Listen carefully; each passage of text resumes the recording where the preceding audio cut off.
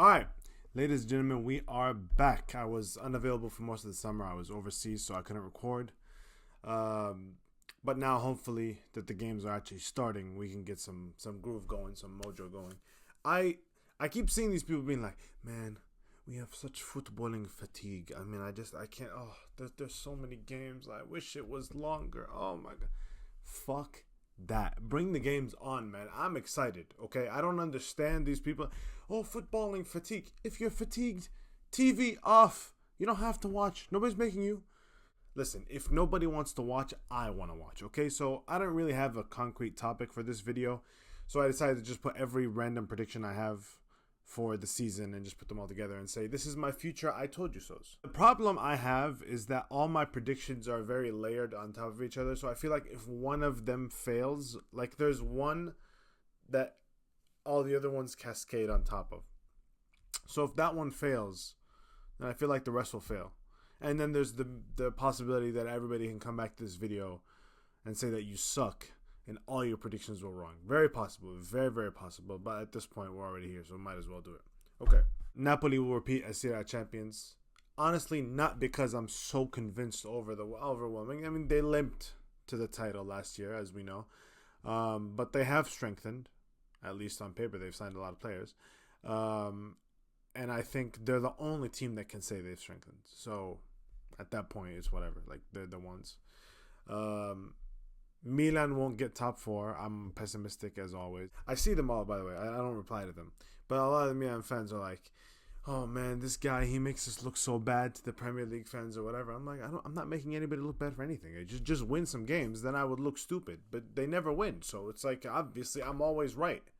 If you bet against Jerry Cardinale and Giorgio Furlani, you end up on the right side of history. Like it's so obvious at this point.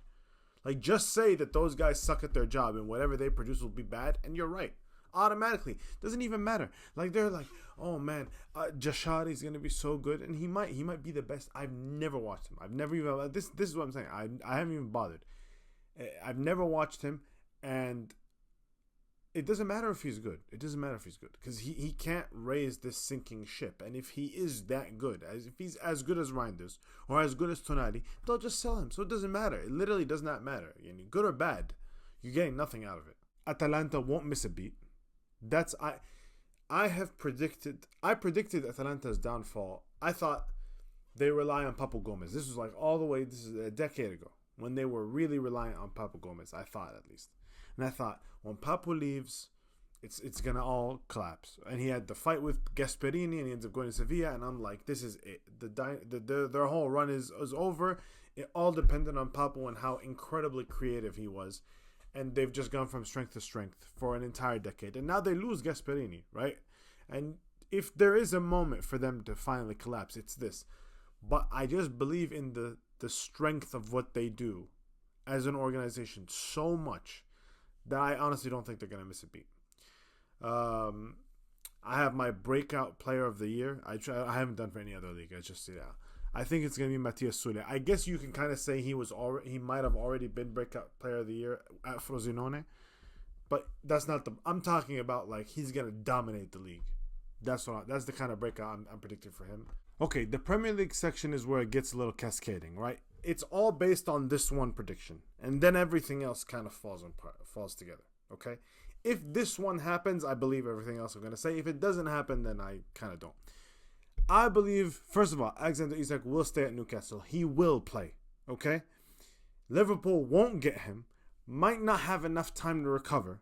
Salah is going to go to AFCON, and he's going to be uber successful, where Egypt are going to win the AFCON in Morocco, which would be huge. That's going to take him away from Liverpool for a month and a half. And without him, the goal scoring really does dry up in relative terms, obviously. And with that being said, I think Arsenal win the league. Liverpool finish second, and Newcastle, with Isak, get top four. Or whatever, top five, I guess, Champions League. They get Champions League is the point. Okay? From that, I don't think Chelsea are going to get this huge jump that everybody thinks they are. I think they're top four battle again with Newcastle, with Nottingham Forest, with Villa, whoever else is left, with that group. I think United don't join that group, despite all the money they spent, despite possibly getting Baleba, all these dudes. I don't think they get Europe. I think Amorim gets sacked, but all the way at the end of the year. Okay, now it's just rapid fire. I think Madrid win both Clásicos. Mbappe scores in both, and they win La Liga. I think that PSG do not repeat their Champions League. And this is the one I want to talk about. Their run. Yes, I understand. I'm recording this, by the way, after their Super Cup win and all this shit. But bear in mind, I have been saying this the whole time. From the second they won the Champions League, I said, this is not the greatest team since 2011, better than 2000. I've never, all that nonsense that was coming out, it was all hyperbole. And yes, I am a hyperbolic person, so it's fine, whatever. But no. When I sat down and I thought about it. So I watched BN Sports earlier in the summer, and they had a montage of every PSG game. Okay, what does it look like? It looks like them shot after shot after shot after shot. Miss. Goalkeeper save.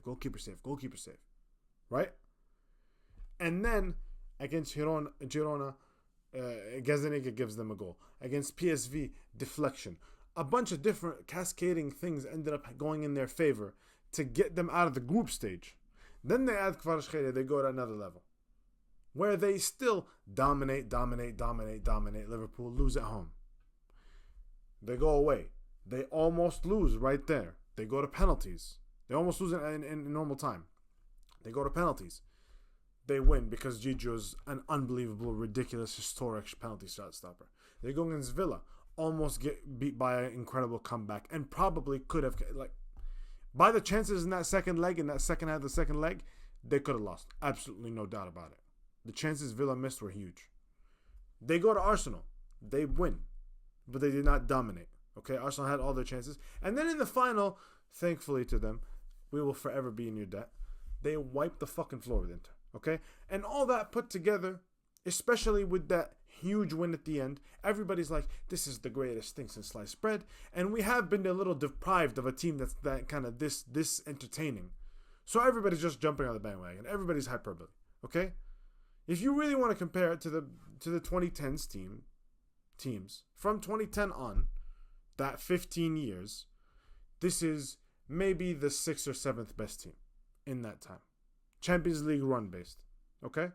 It's not better than 2010-11 Barcelona, obviously. It's not better than 12-13 Bayern, sorry. It's not better than 14-15 Barcelona. It's not better than the treble-winning City side.